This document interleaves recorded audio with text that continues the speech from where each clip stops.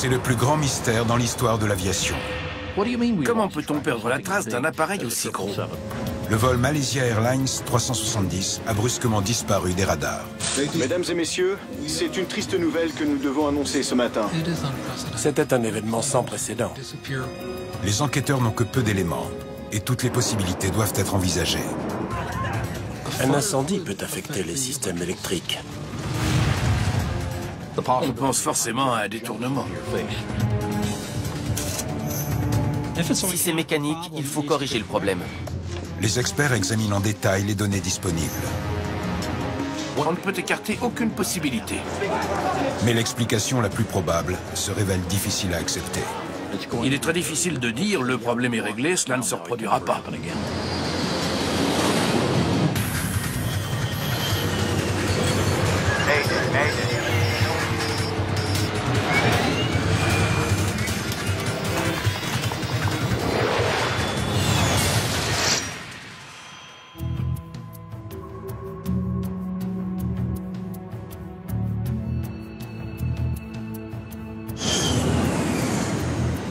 À l'aéroport international de Kuala Lumpur en Malaisie, l'équipage du vol Malaysia Airlines 370 effectue les derniers préparatifs avant le décollage. Attachez vos ceintures, s'il vous plaît. Parmi les 227 passagers à bord, 152 ont la nationalité chinoise. Ce vol de nuit est en effet à destination de Pékin.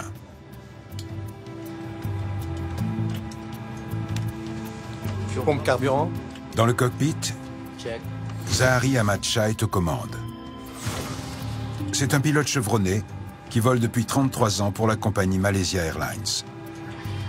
Farik Abdulhamid, le copilote, a beaucoup moins d'expérience. C'est la première fois qu'il pilote un Boeing 777 sans la présence d'un instructeur. Checklist effectuée. Nous sommes prêts, commandant. Bien. Au moment du décollage d'un vol commercial, il y a toujours beaucoup à faire. Ancien pilote de chasse et de ligne, John Nance compte parmi les meilleurs experts en sécurité aérienne. C'est l'une des raisons pour lesquelles on a mis en place la règle du cockpit stérile. Pas de conversation inutile en dessous de 10 000 pieds. Il faut rester concentré. Malaysia 370, autorisé décollage sur 32 droite. Malaysia 370, autorisé décollage, merci. Dites-leur qu'on est prêt. À l'équipage, décollage imminent. À minuit 40, le vol MH370 reçoit l'autorisation de décoller. C'est parti. Les pilotes surveillent la vitesse lors de l'accélération sur la piste. V1. Rotation. Le décollage se déroule sans encombre. Le contrôleur aérien dirige ensuite l'appareil vers un point de cheminement appelé Igari. Malaysia 370, virez à droite vers Igari. Bien reçu. Malaysia 370, merci. Le Boeing 777 compte parmi les appareils les plus automatisés. Les coordonnées du point de cheminement sont simplement entrées dans l'ordinateur de vol. Igari programmé. Confirmation? Exécuté. Dans un gros appareil comme le 777, on passe plus de temps à gérer les systèmes qu'à piloter avec le manche et le gouvernail. Les équipements électroniques sont très sophistiqués. Le vol Malaysia Airlines 370 vole en direction du nord-est dans le couloir aérien traversant le golfe de Thaïlande. Il lui faudra normalement 6 heures pour atteindre son aéroport de destination à Pékin, en Chine. Malaysia 370. Niveau de vol 350. 20 minutes après le décollage, le Boeing atteint son altitude de croisière, 35 000 pieds, soit 10 000 mètres environ. Quand un gros porteur arrive en altitude, après avoir enclenché le pilote automatique et effectué les checklists, on peut détacher la ceinture et se détendre un peu. L'équipage va maintenant surveiller le pilote automatique jusqu'aux préparatifs d'atterrissage. À Kuala Lumpur, les contrôleurs cesseront de suivre l'appareil dès qu'il sortira de l'espace aérien malais dans 20 minutes environ. Les contrôleurs vietnamiens prendront alors le relais pendant la traversée du golfe de Thaïlande.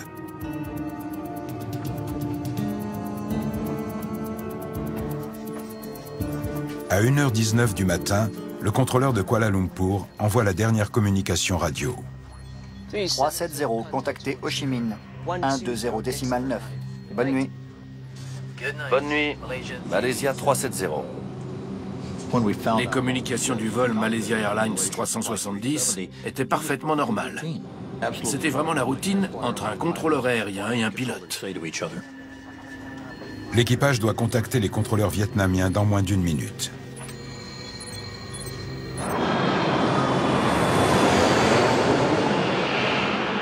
Mais 19 minutes plus tard, le vol 370 n'a toujours pas donné signe de vie. Malaysia 370, ici Ho Chi Minh. Veuillez contacter la tour. Les contrôleurs vietnamiens et malais tentent désespérément d'entrer en contact avec l'appareil. Malaysia 370, me recevez-vous? Malaysia 370, ici Kuala Lumpur. Me recevez-vous? Aucune réponse ne parvient de l'appareil, qui a disparu des écrans radars. Le vol 370 s'est volatilisé sans laisser de traces. C'était un événement sans précédent. Aucun appareil n'avait jamais disparu des radars de cette façon, en restant introuvable. Malcolm Brenner est considéré comme l'un des meilleurs experts mondiaux en accidents aériens. Il a étudié la performance humaine pour la NASA et l'US Air Force et a longuement travaillé pour le NTSB américain, le Conseil national de la sécurité des transports. Cet accident a fasciné le monde entier. Je n'avais jamais vu ça en 40 ans de carrière dans l'aviation. C'est probablement le plus grand mystère dans l'histoire de l'aviation commerciale et même dans l'histoire de l'aviation en général. Jusque-là, c'est la disparition d'Amelia Earhart qui occupait cette place. Mesdames et messieurs, c'est une triste nouvelle que nous devons annoncer ce matin au sujet du vol MH370. Stupéfaits, les proches des disparus exigent des réponses de la compagnie aérienne. Et les experts du monde entier s'efforcent de trouver une explication. Il faut considérer toutes les possibilités. Désorientation, incendie, collision et j'en passe. Découvrir la cause de la disparition est crucial pour l'ensemble du secteur aérien. Qu'il s'agisse d'une panne mécanique, d'une faille de sécurité ou d'un problème lié à la cargaison, il fallait réagir. Quelle que soit l'origine du problème, il faut trouver une solution. Les autorités malaisiennes lancent immédiatement des opérations de recherche à grande échelle, avec bientôt le secours de l'Australie, des États-Unis et de la Chine. Dans les premiers jours, la seule certitude, c'était que l'avion avait disparu. La première difficulté est de délimiter la zone de recherche. Le vol MH370 a disparu au-dessus du golfe de Thaïlande, où la couverture radar est limitée. Les systèmes radars couvrent environ 10% de la surface du globe. En mer, il n'y a que les radars des navires. Donc il est physiquement impossible de couvrir les océans, qui représentent une grande partie de la surface de la planète.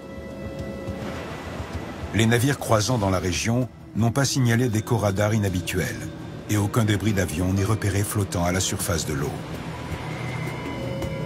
Dans l'espoir de sauver d'éventuels survivants à un crash, les équipes de secours se tournent vers une autre technologie. Le système ACARS, un acronyme anglais signifiant système de communication, d'adressage et de compte-rendu pour avion. Les communications ACARS transitent par satellite pour transmettre des informations entre un avion en vol et le sol. Chris McLaughlin est le vice-président de la société Inmarsat, qui gère le réseau de satellites. C'est le principal moyen de communication entre les contrôleurs, la compagnie aérienne et les pilotes pendant le vol.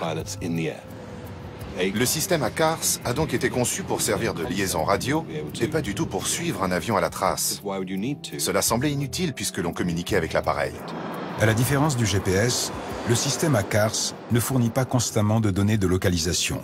En revanche, il transmet des informations cruciales sur les performances de l'appareil notamment le niveau de carburant. Les enquêteurs sont donc en mesure d'estimer la distance que l'appareil a pu parcourir. Mais sans savoir dans quelle direction, cela n'est pas d'une grande aide. La zone de recherche s'agrandit jusqu'à couvrir plus de 250 000 km².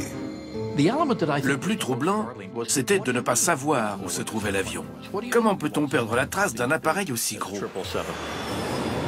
Ce n'est pas la première fois qu'un avion de ligne se volatilise brusquement. Le 1er juin 2009, le vol Air France 447 disparaît au-dessus de l'Atlantique. Des débris flottants sont repérés quelques jours plus tard. Mais il faudra près de 2 ans pour retrouver le reste de l'épave au fond de l'océan. Leopold Sartorius était l'un des principaux enquêteurs chargés de l'affaire. Dans le cas du vol Malaysia Airlines, il semble que la zone de recherche était au moins 3 à 4 fois plus grande que celle du vol Air France. Et cette zone couvrait déjà une surface énorme. Le bureau d'enquête et d'analyse français conclut finalement à une série de graves erreurs de pilotage comme cause du crash. Néanmoins, l'enquête n'aurait jamais pu aboutir sans la récupération des boîtes noires au fond de l'océan. Qu'est-ce qu'il faut faire? Je ne sais pas, on descend. Apparemment, nous avions beaucoup plus d'éléments que pour le vol MH370. Mais même avec toutes ces informations, il était très difficile d'arriver à une conclusion sans les enregistreurs de vol. Pour les équipes de recherche, il n'y a pas de temps à perdre. Les boîtes noires du vol MH370 ont peut-être déjà été déplacées par les courants, ou pire, enfouies sous les sédiments. En étudiant la liste des passagers, la police malaisienne fait alors une découverte inquiétante.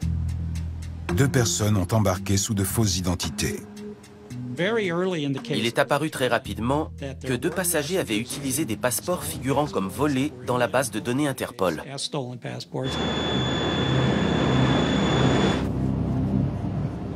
Il paraît soudain possible que le vol MH370 ne se soit pas écrasé. Des pirates de l'air ont peut-être réussi à en prendre le contrôle. J'ai commencé à reprendre espoir puisque aucun débris n'avait été retrouvé dans l'eau. C'était peut-être un détournement et aussi une prise d'otage. Il était possible que nous recevions des revendications pour la libération de 200 personnes et plus. C'était notre meilleur espoir.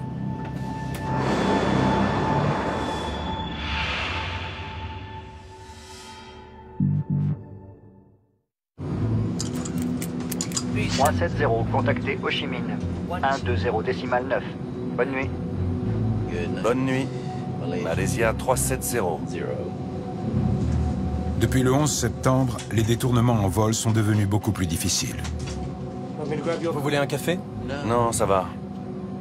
Mais pas impossible. Dans une enquête sur un accident, on ne peut écarter aucune possibilité.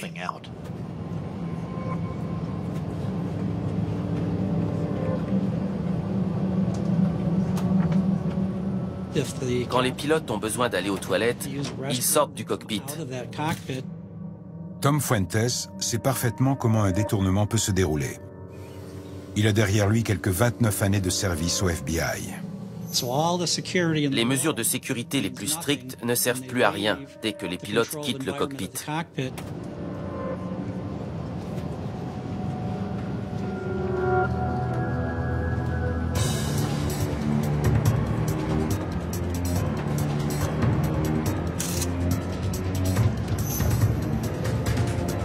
Ouvre le cockpit ou je la tue.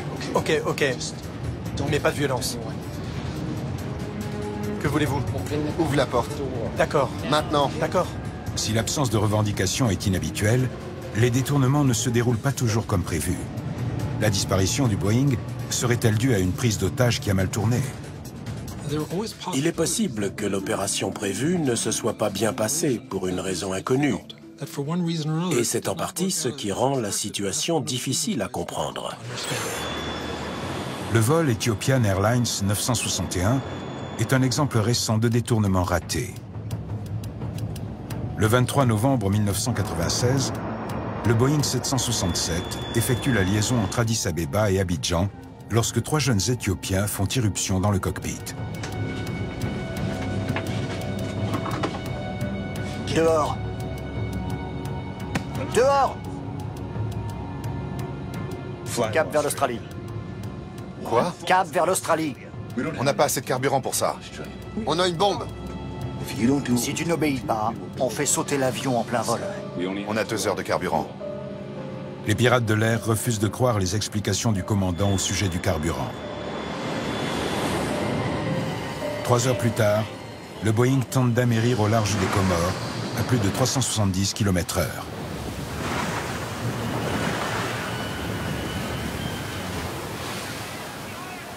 Parmi les 175 personnes à bord, 125 trouvent la mort, y compris les 3 pirates de l'air. Un individu déterminé aurait-il pu détourner le vol MH370? Restez calme. Je vais entrer les coordonnées. Voilà.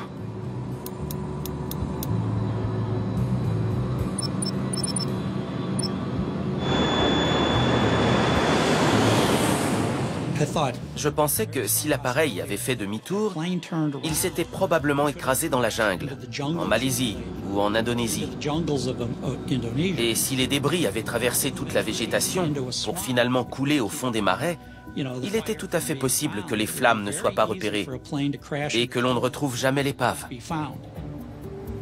Alors que les autorités aériennes du monde entier étudient les relevés radars, un coup de théâtre survient. Bonsoir, mesdames et messieurs. Le 11 mars, 3 jours après la disparition de l'appareil, l'armée malaisienne rend public des données radars semblant confirmer la thèse du détournement. 3 minutes après le dernier contact radio, le vol MH370 a fait un brusque virage à gauche. En apprenant qu'il y avait une trace radar d'un virage à gauche, juste après la dernière communication avec le contrôleur, on pense forcément à un détournement.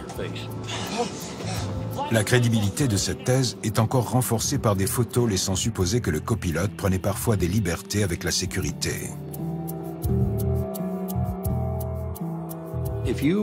Si les pilotes sont prêts à enfreindre le règlement pour laisser des passagers entrer dans le cockpit, juste parce qu'ils en ont envie et qu'ils les trouvent sympathiques, ils peuvent ouvrir à n'importe qui. Peut-être que la jolie fille a un complice et un pistolet dans son sac à main. Peut-être qu'ils avaient seulement une arme de petite taille, ou alors ils faisaient semblant d'en avoir une. En tout cas, une fois dans le cockpit, l'objectif est atteint. Mettez le cap vers l'Australie. Ou je le tue. Pour la BBC, est-ce que vous avez parlé aux familles? Monsieur, s'il vous plaît. Au milieu de la tempête médiatique, la thèse du détournement semble gagner en crédibilité. Néanmoins, de nombreux experts en aviation restent sceptiques. Je dois regarder la carte. Alors vite. Les pilotes ont plusieurs moyens pour envoyer un message d'alerte. Plus vite. Ok, du calme. Je vais entrer les coordonnées, voilà. On peut utiliser les fréquences d'urgence de la radio ou entrer un message dans le système ACARS. On peut aussi émettre un code avec le transpondeur qui signale instantanément le détournement. En aviation, c'est ce qu'on appelle un code transpondeur. On envoie un message sur une fréquence spéciale au contrôleur et à la compagnie aérienne. Or, les contrôleurs n'ont pas reçu de code transpondeur, ni aucun message d'alerte. Une enquête de police approfondie a également permis de lever les soupçons sur les passagers détenteurs de passeports volés. Ils n'avaient aucun lien avec le terrorisme. De fait, aucun passager à bord ne semble lié, de près ou de loin, à un groupe terroriste. L'enquête a pris en considération des milliers de personnes. Et il y a eu des entretiens avec les familles. Donc, les gens doivent savoir que les investigations ont été très complètes et approfondies. 370, contactez Ho Chi Minh. 120 décimal 9. Bonne nuit. Bonne nuit. Malaysia 370. Un détournement paraissant moins probable, les enquêteurs se concentrent sur les quelques éléments à leur disposition, notamment une troublante coïncidence. 2 minutes après la dernière communication radio, le transpondeur du Boeing est désactivé. Entre autres informations, le transpondeur transmet au contrôleur le numéro de vol et la localisation de l'appareil. La perte du signal rend plus difficile de suivre sa trace. Plus troublant encore, le système ACARS est coupé à son tour quelques minutes après le transpondeur. Désactiver le transpondeur, c'est très simple, même à bord d'un appareil aussi sophistiqué. Couper le système ACARS, en revanche, c'est beaucoup plus compliqué. Il est difficile d'imaginer un incident de routine causant la perte brutale des deux systèmes. Il doit donc y avoir une autre explication. Incendie à bord. Au bout d'un certain temps, il n'y avait plus que deux possibilités crédibles. Un acte délibéré ou alors une situation d'urgence grave. Restez assis et mettez le masque. Il y a plusieurs pannes. Un incendie en vol compte parmi les situations d'urgence les plus dangereuses. Le transpondeur ne marche plus. Le système hydraulique non plus. De nombreux systèmes, notamment électroniques, peuvent être affectés. On a perdu la CARS. Parfois de façon imprévisible.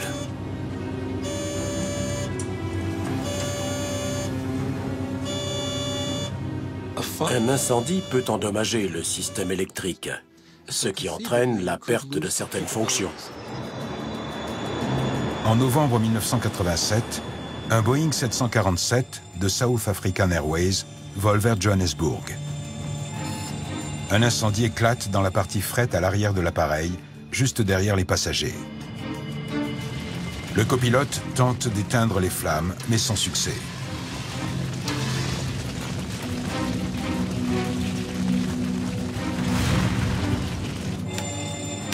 Vérifiez le panneau disjoncteur. Le commandant de bord entame une descente d'urgence. Maurice Tour, Springbok 295. Springbok 295. Bonjour, j'écoute. Bonjour, nous avons un problème de fumée. Descente d'urgence au niveau 1-5. Alors qu'une épaisse fumée toxique emplit la cabine, des instruments cruciaux tombent en panne. Nous avons perdu une grande partie des systèmes électriques. Le Boeing sud-africain n'est jamais arrivé à destination. Son crash dans l'océan Indien a fait 159 victimes. Dans le cas du vol Malaysia Airlines, le manifeste de marchandises mentionne des produits potentiellement dangereux. Environ 220 kg de batterie lithium-ion. Est-il possible que cette cargaison hautement inflammable ait provoqué un incendie catastrophique? La quantité de batterie lithium-ion dépassait peut-être les normes de sécurité habituelles. Et une autre violation des règlements est possible. Les batteries ont peut-être été chargées au mauvais endroit, dans une partie de la soute, où les systèmes anti-incendie étaient moins puissants. Incendie à bord. Mayday, Mayday, ici Malaysia 370. Il y a un incendie à bord. On a perdu la CARS. Un incendie pourrait expliquer à la fois la perte des instruments de vol et le brusque virage à gauche. Il faut faire demi-tour. Revenir à l'aéroport. Bien. Virage à gauche, cap 240. Peut-être le virage avait-il pour but de préparer un atterrissage d'urgence. Les pilotes ont une réserve d'oxygène et en cas d'incendie, une des premières choses à faire, c'est de mettre les masques. Ils ont de quoi tenir 1 heure. Donc c'était une possibilité. Néanmoins, cette théorie a une faille. Le principal problème avec ce scénario, selon moi, c'est qu'il n'y a pas eu de message radio signalant un incendie. L'alarme aurait dû sonner avant que l'incendie puisse se répandre. La première chose à faire, c'est de mettre le masque à oxygène et de vérifier que l'autre pilote a fait la même chose. Ensuite, il faut lancer un message d'alerte et faire demi-tour pour rejoindre l'aéroport le plus proche. Un autre argument vient contredire la théorie de l'incendie. À Londres, les ingénieurs de la société Inmarsat ont fait une étonnante découverte en étudiant les communications ACARS. Notre équipe a commencé à travailler le dimanche et les résultats étaient incroyables. Cette révélation va immédiatement réorienter l'enquête sur la mystérieuse disparition. En étudiant les communications ACARS, les techniciens de la société Inmarsat ont établi que l'antenne satellite du Boeing a continué d'envoyer des signaux automatiques, ou ping, bien après sa disparition des radars et son crash supposé.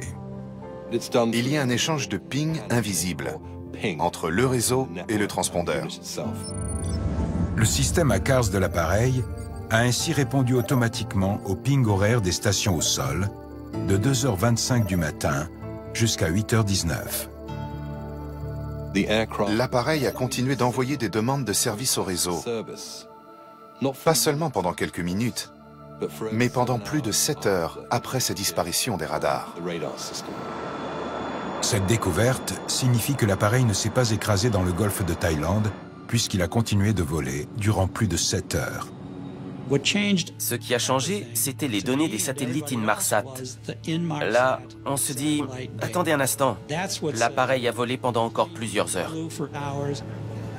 Ces nouveaux éléments permettent d'écarter la thèse de l'incendie. En cas d'incendie généralisé, un appareil ne peut pas voler aussi longtemps. Les données ACARS reçues précédemment confirment ces nouvelles informations. Le vol MH370 avait suffisamment de carburant pour continuer de voler 7 heures avec le pilote automatique. Cependant, personne ne sait ce qui a pu se passer à bord durant tout ce temps. On sait désormais que l'appareil a volé pendant des heures dans telle direction. Mais est-ce qu'il y avait encore quelqu'un de vivant à bord? Une fois les réservoirs vides, les deux moteurs s'arrêtent l'un après l'autre et le Boeing 777 descend en spirale pour finalement s'écraser dans l'océan.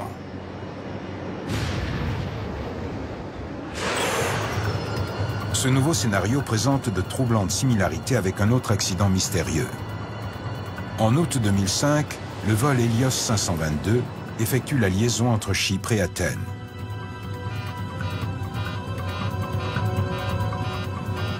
Bonjour. Vol 522, terminé. Vol 522, j'écoute. L'alarme de configuration décollage est allumée.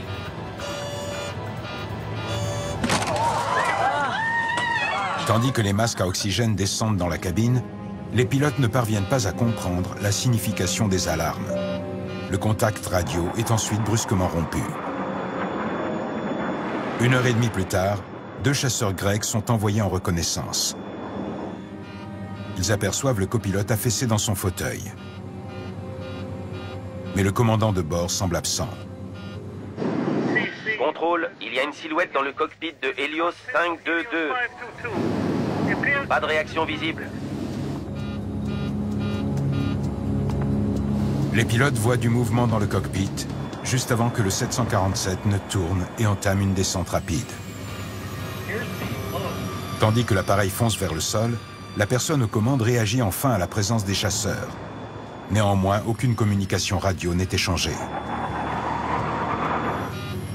Quelques instants plus tard, le vol Helios 522 s'écrase. L'enquête révèle que l'équipage précédent avait signalé la présence de glace sur la poignée de la porte arrière. Un mécanicien avait effectué une série de tests nécessitant de mettre le système de pressurisation en mode manuel. Or, il n'avait pas remis la manette en position automatique. En conséquence, la cabine n'a pas été pressurisée lors du vol suivant et le niveau d'oxygène a diminué peu à peu. L'hypoxie peut provoquer des maux de tête, un état de désorientation, des difficultés de compréhension, des pertes de mémoire, un essoufflement. Et ce qui est particulièrement dangereux, tous les pilotes en sont avertis, c'est que l'on ne se rend pas compte de la diminution de ses capacités.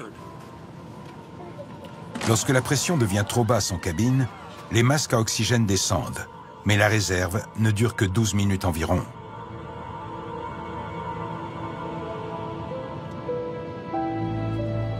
Privés d'oxygène, les passagers et l'équipage perdent conscience.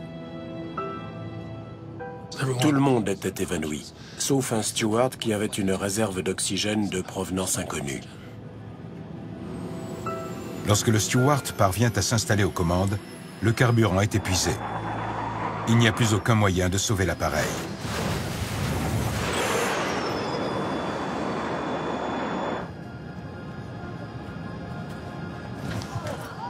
Mettez les masques à oxygène.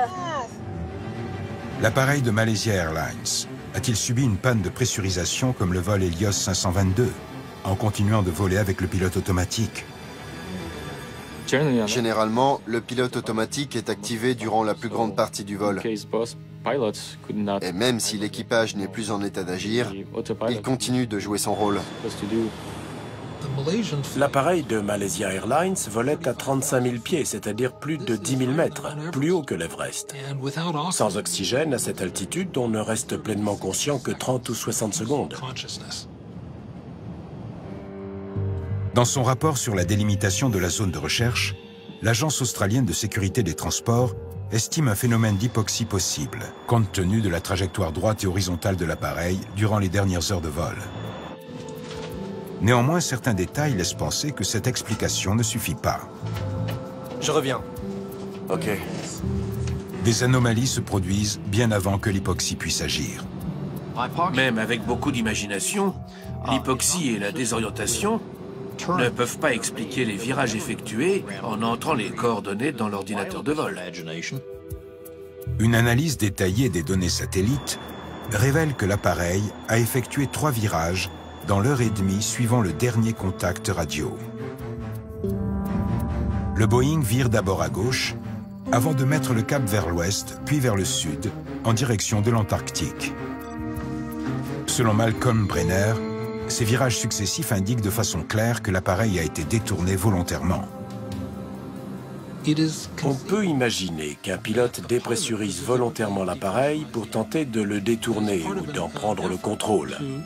À partir du cockpit, il est possible de désactiver le système de pressurisation et de créer une situation similaire à celle du vol Helios 522. 2 questions cruciales restent en suspens. Qui a effectué ces mystérieux virages et pourquoi? Tout de suite, la suite.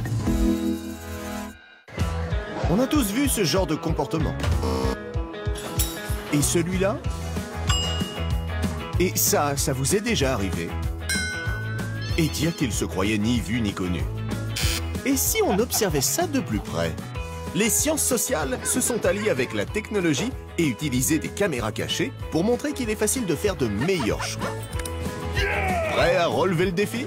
Full sous contrôle, tous les vendredis à partir de 21h30 sur National Geographic Channel. Des projets ambitieux qui changeraient le cours de l'histoire. Des inventions mortelles pour gagner la guerre par la force.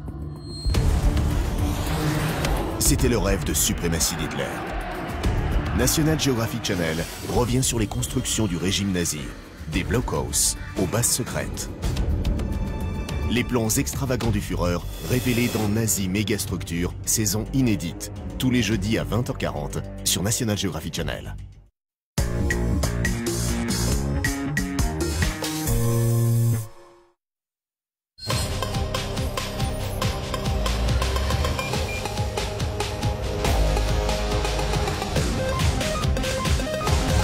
Nouveau Nissan Juke, un caractère à toute épreuve. Nissan, innovation that excites. Nouveau Nissan Juke. Nouveau Nissan Qashqai. Nouveau Nissan X-Trail. À découvrir sans apport et sans condition pendant les portes ouvertes du 13 au 15 mars. Devinez qui est le cuisinier? C'est Frédéric. Devinez qui est le cuisiniste? C'est Lapeyre. Qui a fait ses douceurs pour le dessert? C'est Frédéric. Et des prix aussi doux, c'est Lapeyre. Et jusqu'au 29 mars, la pause de votre cuisine est à 1 €. La qualité Lapeyre à ce prix-là? Lapeyre, il n'y en a pas deux. Si la famille Boclet est ici, c'est parce que chez Allianz, nous savons qu'une maison, ce n'est pas qu'une maison. C'est un spectacle. Ce sont des distractions. Avec l'assurance habitation modulable d'Allianz, tout ce qui compte vraiment pour vous est assuré. Et pour protéger votre famille, Allianz vous offre le détecteur de fumée connecté à votre smartphone Nest Protect. Rendez-vous sur allianz.fr. Allianz, avec vous de A à Z. Messieurs, les dernières volontés de votre père étaient très claires. Pour vous, Paul, l'appartement de la rue de la Liberté, ses bons du Trésor et sa collection de montres. Pour vous, Olivier, sa Volkswagen. J'en étais sûr. Bah, tu vois, je sais même pas pourquoi je suis venu. T'as toujours été son préféré. Toujours. Hein? Arrête de me regarder comme ça. Hein. Ah, moi, je suis gentil, hein. C'est pas ma faute. Hein. J'ai eu la Volkswagen. Ah! En ce moment, la Golf Sportsvan est à partir de 240 € par mois, sans apport et sans condition. Porte ouverte les 14 et 15 mars. Volkswagen, das Auto.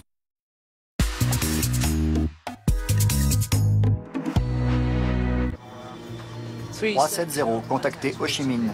120 décimal 9. Bonne nuit. Bonne nuit, Malaysia 370. Les 3 virages effectués par le Boeing après le dernier contact radio restent difficiles à expliquer pour les enquêteurs. C'est bizarre. Le transpondeur s'est éteint. Pas d'autres pannes? Le système ACARS est coupé aussi. Il faut garder l'esprit ouvert. Une panne catastrophique peut se produire. C'est une possibilité. La panne simultanée de plusieurs systèmes de vol aurait-elle pu désorienter les pilotes? Ça ne marche toujours pas. Je vais essayer de réinitialiser. Ok. Un instant, je vais jeter un œil.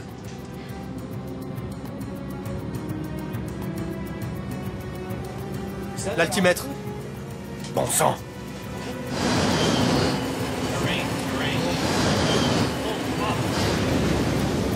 Néanmoins, ce scénario ne résiste pas à une analyse approfondie de tous les éléments.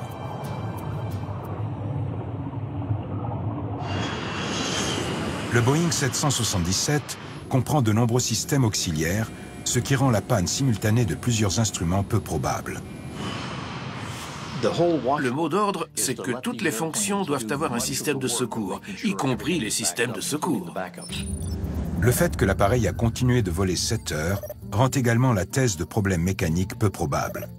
Cette hypothèse ne tient pas compte tenu des éléments.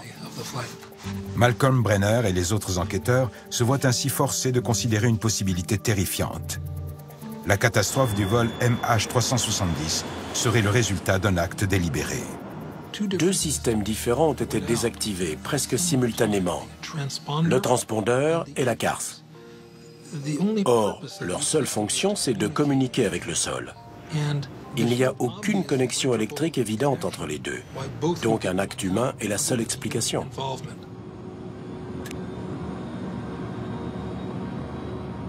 Tout nous ramène à un acte délibéré, mais de qui et pourquoi? Le crash volontaire d'un avion de ligne n'est malheureusement pas sans précédent. En 40 ans, on a recensé 6 accidents à travers le monde causés entièrement ou en partie par des actes délibérés. Dans certains cas, il semble s'agir d'actes impulsifs. Mais il y a 2 cas où les pilotes, malgré des problèmes psychiatriques, ont apparemment su préparer leurs actions avec soin pour camoufler des intentions criminelles. Dans l'affaire du vol Silk Air 185, les enquêteurs américains sont arrivés à une conclusion controversée. Le déjeuner va être servi. Le 19 décembre 1997, le Boeing 737 décolle de Jakarta à destination de Singapour. Mesdames et messieurs, votre commandant de bord. Mon nom est Zhu Heming. Mon copilote est aujourd'hui Duncan Ward. Quelques instants après la dernière communication prévue avec les contrôleurs indonésiens, l'appareil vire brusquement sur l'aile et fonce droit vers le sol. Il n'y a aucun survivant. Les équipes de recherche parviennent à retrouver les 2 boîtes noires. Je suis prêt. Mais les 2 appareils ont été éteints avant que le Boeing entame le piqué fatal. De l'eau? Les enquêteurs découvrent que Zhu Weiming, le commandant de bord, a récemment perdu plus d'1 million de dollars en bourse. Une dette qu'il doit rembourser à son retour à Singapour.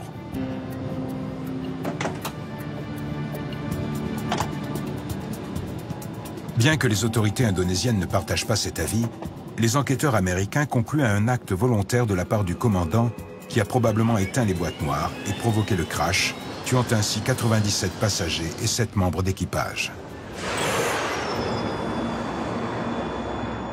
Malaysia 370, niveau de vol 350.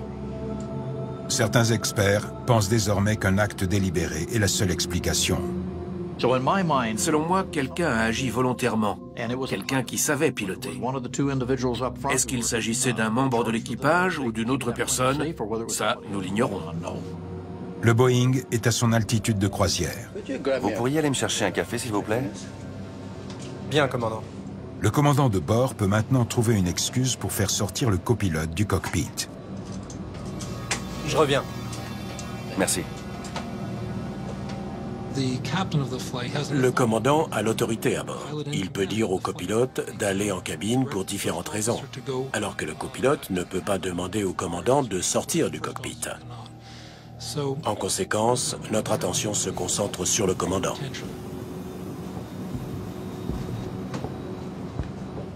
Un café pour le commandant. Seul dans le cockpit, le commandant pourrait aisément couper le transpondeur, puis mettre le cap vers une zone avec peu de couverture radar.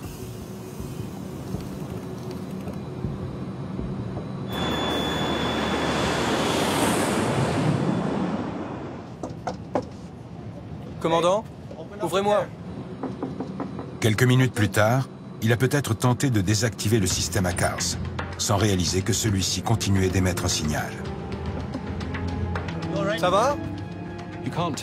On ne peut pas arrêter les pings du réseau Inmarsat sans toucher au système électronique de l'appareil lui-même. Et cela demande des compétences que les pilotes n'ont pas. Commandant! Le cockpit a une porte de sécurité. Ouvrez! Une fois verrouillé, il est impossible de l'ouvrir de l'extérieur. Personne ne peut ouvrir la porte renforcée. Même si la personne qui est dans le cockpit a de mauvaises intentions, c'est impossible de la déloger. Tout de suite, la suite. Des projets ambitieux qui changeraient le cours de l'histoire. Des inventions mortelles pour gagner la guerre par la force.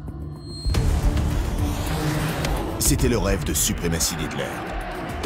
National Geographic Channel revient sur les constructions du régime nazi, des blockhaus aux bases secrètes. Les plans extravagants du Führer révélés dans Nazi Mégastructure, saison inédite, tous les jeudis à 20h40 sur National Geographic Channel. On a tous vu ce genre de comportement. Et celui-là? Et ça vous est déjà arrivé?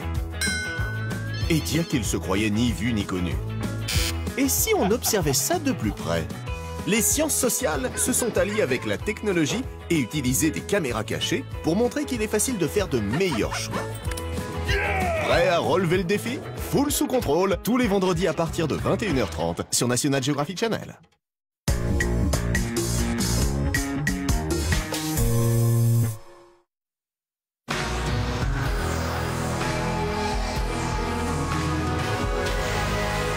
Nuit d'Issée, le nouveau parfum pour homme d'Issey Miyake.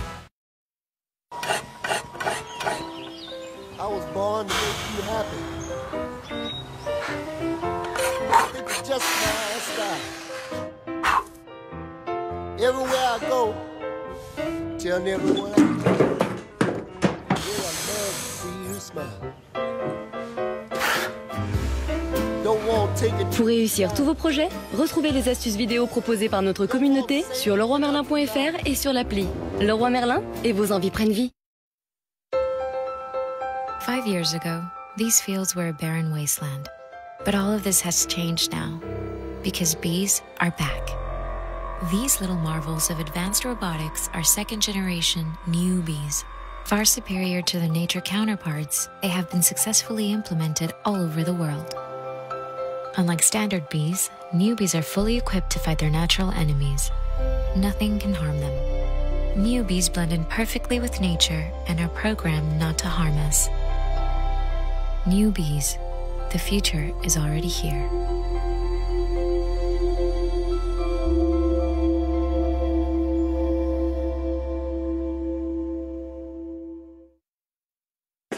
Si vous cherchez un 4x4 juste pour grimper dans l'échelle sociale, juste pour vous faire remarquer sur les grands boulevards, juste pour impressionner les collègues de bureau, juste pour briller en société, vous pouvez juste aller voir ailleurs. Dacia Duster, vous avez tout compris.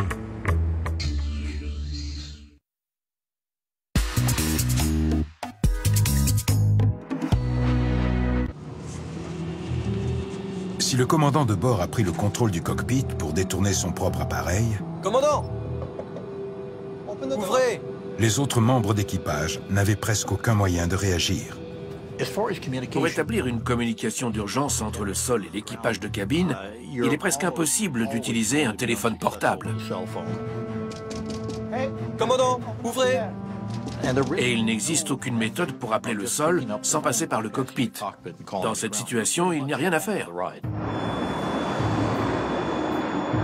Commandant, ouvrez la porte! Le réglage manuel de la pression en cabine est un dispositif de sécurité en cas de panne du système automatique.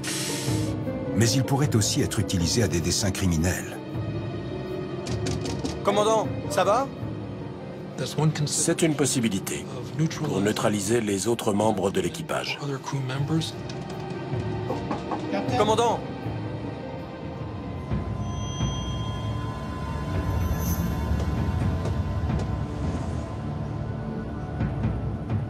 Sans oxygène, tout le monde est vulnérable.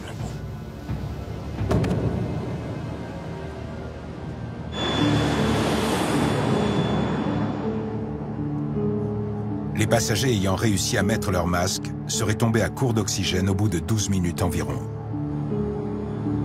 Désormais seul survivant à bord, le commandant n'a plus qu'à faire disparaître l'appareil.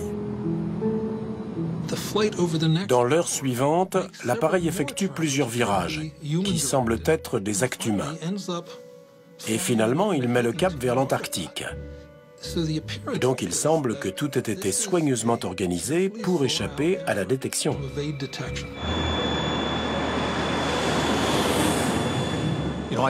Compte tenu de l'ensemble des éléments à notre disposition, il faut toujours ajouter cet avertissement. Je suis intimement convaincu que l'individu responsable voulait faire disparaître l'appareil corps et bien. Si le crash était effectivement volontaire, la question du pourquoi restera l'une des plus difficiles à résoudre. Si on considère les deux pilotes, le copilote était un jeune homme extraverti qui s'apprêtait à se marier. Donc, rien ne suggère que l'on a affaire à un fanatique religieux ou à un individu suicidaire, sans parler d'entraîner tout le monde dans sa mort. Mais si on considère le profil du commandant de bord, il n'y a rien non plus. Selon Malcolm Brenner, un incident de 1994 pourrait nous aider à comprendre. La tentative de détournement du vol FedEx est l'exemple le plus proche, et nous le savons parce qu'elle a échoué. Sur le point d'être licencié, un officier mécanicien monte à bord d'un DC-10 avec plusieurs armes dissimulées. C'était un officier mécanicien plutôt brillant, bien noté dans l'US Air Force, mais il avait aussi des antécédents psychiatriques. Peu après le décollage, l'homme fait irruption dans le cockpit avec l'intention de tuer l'équipage et de faire s'écraser l'appareil. Un plan qui va presque fonctionner. Après un violent corps à corps, l'équipage parvient heureusement à maîtriser l'agresseur.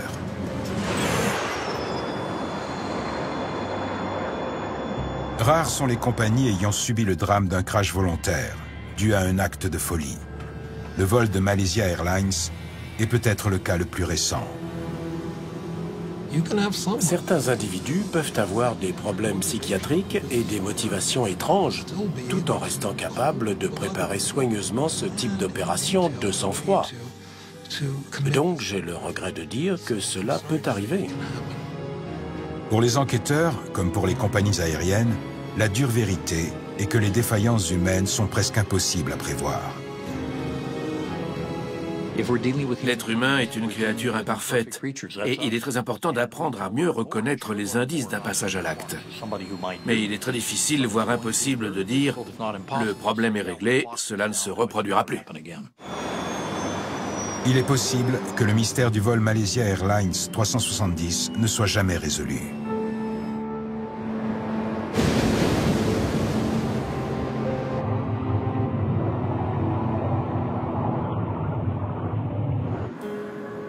Néanmoins, la plus importante leçon du drame a peut-être déjà été tirée. Il me paraît évident que nous devons savoir où se trouvent les appareils à tout moment. Et c'est très facile à faire, ça ne coûte pas cher. Il suffit d'ajouter un GPS au transmetteur généralement déjà en place. Il faudra le régler pour envoyer un signal toutes les 5 ou 10 minutes et faire en sorte qu'il soit impossible à désactiver. L'une des premières conséquences, c'est peut-être que certaines compagnies aériennes vont suivre leurs appareils à la trace et le faire valoir pour se distinguer de la concurrence. Ou alors, l'administration américaine rendra cela obligatoire. Le monde entier est concerné et veut savoir ce qui s'est passé pour faire en sorte que cela ne puisse jamais se reproduire.